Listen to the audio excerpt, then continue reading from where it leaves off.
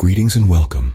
Today the spotlight shines on a delightful DIY craft that's truly a feast for the eyes and an exercise for the hands. Let's dive right into the art of creating a personalized rustic wooden sign. To start, gather all the necessary materials. You'll need a piece of untreated wood, some sandpaper, acrylic paint, paintbrushes, a piece of chalk, and a clear sealant. The first step calls for the sandpaper. Use it to smooth the surface of your wood.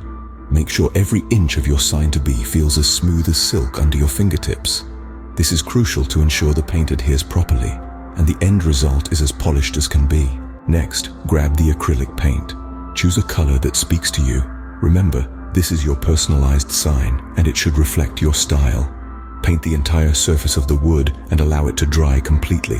While the paint dries, it's time to decide on the message for your sign. You could go for a warm welcome, a witty quote, or an inspiring phrase. The choice is all yours. Now, take the piece of chalk and sketch your chosen words on the painted wood. The beauty of using chalk is that it's easily erasable, allowing you to tweak and perfect your design before making it permanent.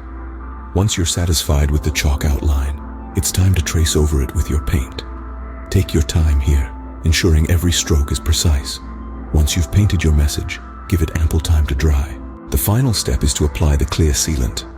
This will protect your sign from the elements and give it a professional finished look. Apply a thin layer, making sure to cover the entire sign. Leave it to dry and voila!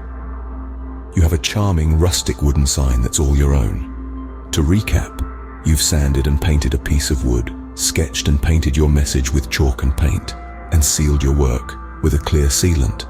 You've transformed a simple piece of wood into a personalized rustic sign that's a true reflection of you. Thanks for spending these 5 minutes with us.